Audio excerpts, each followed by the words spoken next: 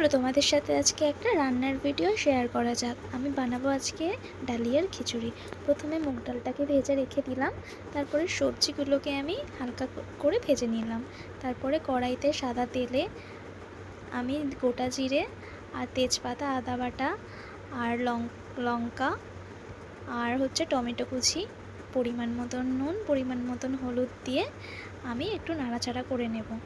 আমি লঙ্কার গুঁড়োটাকে স্কিপ করেছি, চাইলে তোমরা দিতে পারো। তারপরে আমি সবজিগুলোকে দিয়ে আবার একটু নাড়াচাড়া করব।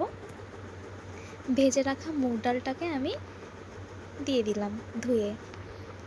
আমি আগে থেকে ডালিয়াটাকে ভিজিয়ে রেখেছিলাম, ওটাকে ধুয়ে আমি এবার দিয়ে দেব। ডালিয়াটা দেওয়ার পরে আমি আবার একটু নাড়াচাড়া করে নেব। আবার এটাকে নাড়াচাড়া করার পর আমি প্রেশার কুকারে দিয়ে দেবো। আমি নাড়ানোর সময় আমি একটু ঘি দিয়েছিলাম, ওটা ভিডিও করতে পারিনি।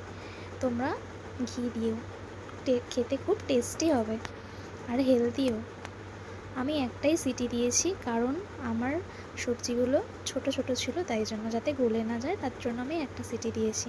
এই যে আমার রেডি গরম গরম ডালিয়ার খিচুড়ি। খেতে কিন্তু দারুণ হয়েছিল, তোমরাও বানিও।